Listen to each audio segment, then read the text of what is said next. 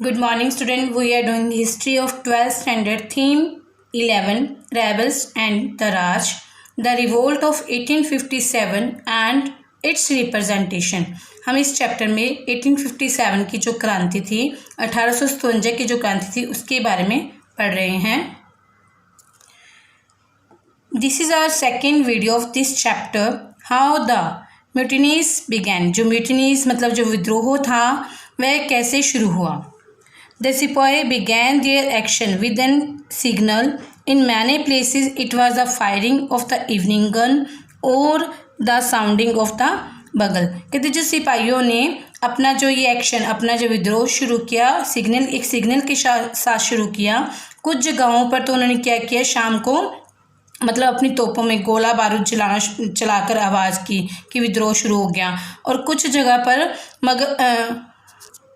बगल बजाकर, बिगुल जिसे हिंदी में बिगुल बोलते, बिगुल बजाकर मतलब कि लोगों को संकेत दिया कि उन्होंने अंग्रेज़ों के खिलाफ विद्रोह शुरू कर दिया है.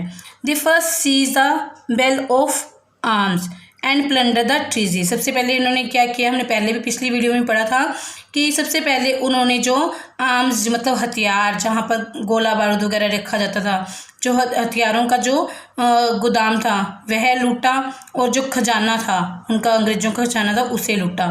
They then attacked the government buildings, the jail, treasury, telegraph office, record rooms, bungalows, burning all record. और उसके बाद जो उन्होंने अंग्रेज़ों के जो गवर्नमेंट के ऑफिसेज वगैरह थे, उनके रिकॉर्ड रूम थे, उनके बंगले थे, उनको बर्न कर दिया, जला दिया. उनके जो भी रिकॉर्ड थे उन पर उनको सारा जला दिया उन्होंने. Proclamation in Hindi, Urdu and Persian were put up in the cities calling upon the population. और सारी जनसंख्या को मतलब भारतीय जनसंख्या को अपने साथ जोड़ने के लिए उन्होंने हिंदी, उर्दू और पर्शियन भाषा में घोषणाएं शुरू कर दी. Both Hindus and Muslims to unite, rise and exterminate the Firangis. दोनों हिंदू और मुसलमान जो थे, फिरंगियों को एक्सटर्मिनेट मतलब भगाने के लिए, सफाया करने के लिए दोनों ही एक हो गए और जाग उठे. When the ordinary people began joining the revolt, the target of attack widened. जब आम लोगों ने इस रिवोल्ट को ज्वाइन कर लिया तो यह जो है टारगेट जो था और ज़्यादा बढ़ गया, मतलब विद्रोह और ज़्यादा फैल गया. In major town like Lucknow, Kanpur and Bareilly, moneylenders and the rich also become the object of the rebel wrath. Kanpur में, लखनऊ में और बरेली में जो मनी लैंडर थे, बड़े बड़े जमींदार थे, बड़े बड़े अमीर लोग थे, वे भी जो रेबल्स, इन क्रांतिकारियों की रैथ मतलब गुस्से का शिकार बने. Peasants not only saw them as oppressor but also as the allies of British. अब किसानों का भी इन अंग्रेज़ों के खिलाफ गुस्सा था क्योंकि उन्होंने उनकी किसानों की ज़मीनें छीन ली थी.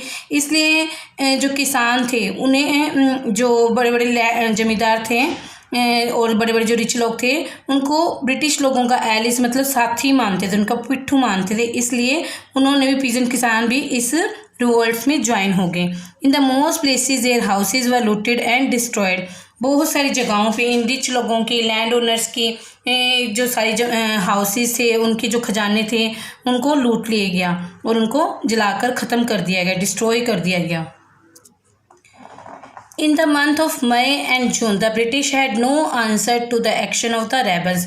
कि मई और जून के महीने में जो क्रांतिकारियों ने जो भी कार्रवाई की, जो भी दंगा फसाद किया, उनकी बिल्डिंग को जलाया, उनके रिकॉर्ड्स को ख़त्म कर दिया, ब्रिटिश लोगों के पास, अंग्रेज़ों के पास उनका उत्तर देने के लिए कोई भी जवाब नहीं था. मतलब उन्होंने, अंग्रेज़ों ने उनके खिलाफ कुछ भी नहीं किया. क्यों नहीं किया?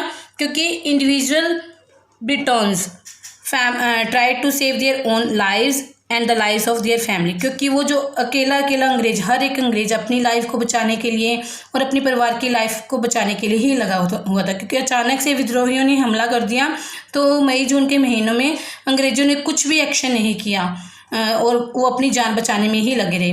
British rule as one British officer noted collapse like a house made of card.